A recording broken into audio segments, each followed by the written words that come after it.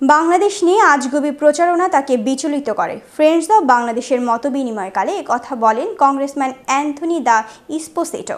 বিস্তারিত থাকছে ডেস্ক রিপোর্টে। মার্কিন কংগ্রেসে হোমল্যান্ড বিষয়ক কমিটির প্রভাবশালী সদস্য এবং ইমার্জেন্সি ম্যানেজমেন্ট ও টেকনোলজি সংক্রান্ত সাব কমিটির চেয়ার কংগ্রেসম্যান অ্যান্থনি দি এসপোসিটো বলেছেন, বাংলাদেশের পরিস্থিতি নিয়ে মিথ্যা ও আজগুবি প্রচারণায় প্রবাসী বাংলাদেশিদের মধ্যকার উদ্বেগ উৎকণ্ঠা আমাকেও বিচলিত করে, কারণ আমার নির্বাচনী এলাকার অনেক মানুষ বাংলাদেশি আমেরিকান। আপনাদের সাথে সম্পর্কের যে সূচনা ঘটল তাকে আরও জোরদার করে বাংলাদেশের গণতন্ত্র, অর্থনীতি, উন্নয়ন অগ্রগতি পরিক্রমাকে ত্বরান্বিত করা যেতে পারে। Welcoming new businesses, people that invested their life savings in order to put brick and mortar into our main streets. That I am boots on the ground for community organizations like the Boy Scouts and the Girl Scouts. Friends of বাংলাদেশের ব্যানারে 14 September new York সিটির সংলগ্ন long আইল্যান্ডে একটি party হলে অনুষ্ঠিত এক মতবিনিময় সভায় কংগ্রেসম্যান আরও বলেন, ক্যাপিটাল হিলে ফিরেই সহকর্মীগণের সাথে এবং স্টেট ডিপার্টমেন্ট ও হোমল্যান্ড সিকিউরিটি ডিপার্টমেন্টের কথা বলবো। বাংলাদেশের জাতির জনকের ঘাতক হিসেবে মৃত্যুদণ্ডপ্রাপ্ত রাশেদ চৌধুরী কিভাবে যুক্তরাষ্ট্রে বসবাস করছে সেটিও জানতে চাওয়া হবে।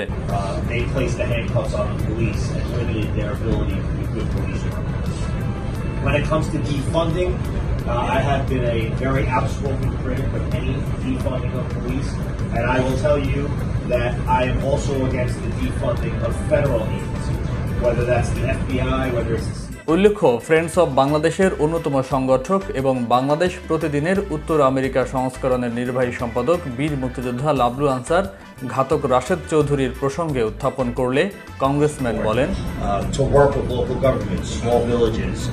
special districts to make sure that they understand that they have support from the federal government, and of course meeting and coordinating with groups just like yours to understand that you have a voice, and your voice is me on Capitol Hill, and anytime you need something, anytime there's a concern of yours, if there's legislation coming down the pipe that you think is important or is detrimental to something that's important to you, well, then it's important to me, and that's why my phone's always on. Friends of বাংলাদেশের প্রধান সংগঠক মোর্শেদ আলম তার সূচনা বক্তব্যে শেখ হাসিনার নেতৃত্বে বাংলাদেশের আইনের শাসনের ইতিবাচক পরিক্রমা উপস্থাপনকালে বলেন, আমাদের দেশের পক্ষে কাজ করতেছি, দেশকে আমরা ভালোবাসি, দেশের উন্নতি এবং আমাদের প্রাইম মিনিস্টার শেখ হাসিনা বঙ্গবন্ধু কন্যা উনি কিন্তু সব হারিয়েছেন, কিন্তু উনি বাংলাদেশকে হারাতে চান, বাংলাদেশকে প্রতিষ্ঠিত করার জন্য বাংলাদেশের উন্নতি এবং প্রগতিকে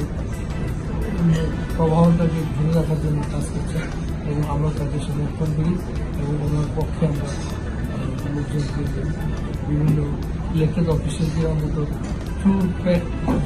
মোর্শেদ আলম কংগ্রেসম্যানকে আরও অবহিত করেন যে বাংলাদেশ নানা ক্ষেত্রে অনেক অগ্রগতি সাধন করেছে শেখ হাসিনার নেতৃত্বে, কিন্তু সেই পরম বাস্তবতাকে মুছে ফেলতে একটি মহল অপপ্রচার চালাচ্ছে মার্কিন প্রশাসনের প্রায় সকল স্তরে। এমন মিথ্যাচার দূর করতেই আমরা এই প্রক্রিয়া চালাচ্ছি ফ্রেন্ডস অব বাংলাদেশের ব্যানারে। বিশ্ববাংলা 24 টিভির চেয়ারম্যান ও সেক্টর কমান্ডার্স ফোরাম মুক্তিযুদ্ধ 71-এর যুগ্ম সম্পাদক আলিম খান আকাশ জানতে চেয়েছিলেন যে নামের কারণে বারবার অনেক মুসলমানকে বিব্রত হতে হচ্ছে। 9/11-এর সন্ত্রাসী হামলার পর নাম মোহাম্মদ খান, মোহাম্মদ ইসলাম ইত্যাদি হলে এয়ারপোর্ট তথা সীমান্তে নানাভাবে প্রশ্নবাণে জর্জরিত করা হয়। ঘন্টার পর ঘন্টা অপেক্ষা করতে হয় কাস্টমসের সীমানা অতিক্রমে।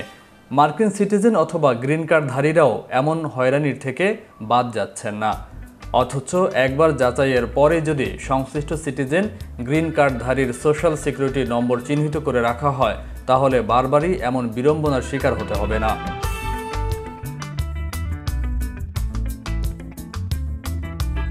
কংগ্রেসে হোমল্যান্ড সিকিউরিটি বিষয়ক কমিটি কি এ ব্যাপারেও কিছু ভাবছে? জবাবে কংগ্রেসম্যান বলেন, অবশ্যই আমি বিষয়টি গুরুত্বের সাথে গ্রহণ করলাম এবং কমিটির মিটিংয়ে তা উত্থাপন করা হবে। বাংলাদেশের বিচার ব্যবস্থাকে প্রশ্নবিদ্ধ করার মতো বিবৃতি প্রদানের প্রসঙ্গে উত্থাপন করেন বীর মুক্তিযোদ্ধা গোলাম মোস্তফা খান সিরাজ। কমিউনিটির সামগ্রিক পরিস্থিতি আলোকপাত করেন নাসির খান পল।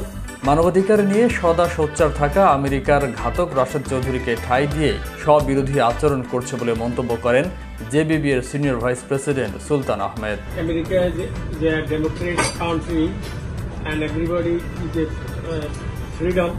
free and everybody have a freedom. So we go another countries or Bangladesh visit, then maximum people ask me, whatever your country is, I am American. Your country is a democratic country and human rights. You are fraud feeling about America, but one convicted killer,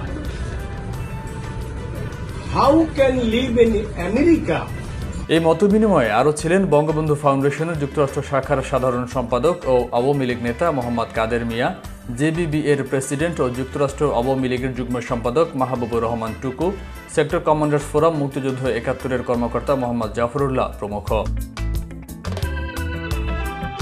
এর আগে কংগ্রেসে পররাষ্ট্র বিষয়ক কমিটির ranking member congressman Gregory Meeks, কংগ্রেসে স্বাস্থ্য, মানব সম্পদ এবং শিক্ষা বিষয়ক কমিটির সদস্য congresswoman Lois Frankel, cyber security বিষয়ক সাব কমিটির চেয়ার কংগ্রেসম্যান অ্যান্ড্রু গারভারিনোর সাথে বৈঠক হয়। এসব বৈঠকের সমন্বয়ে আরও ছিলেন ফ্লোরিডায় বসবাসরত বঙ্গবন্ধু ফাউন্ডেশনের প্রতিষ্ঠাতার মহাসচিব বীর মুক্তিযোদ্ধা এম ফজলুর রহমান, ডেমোক্রেটিক পার্টির নেতা জুনেদ আহমেদ, হাসান জাহাঙ্গীর প্রমুখ।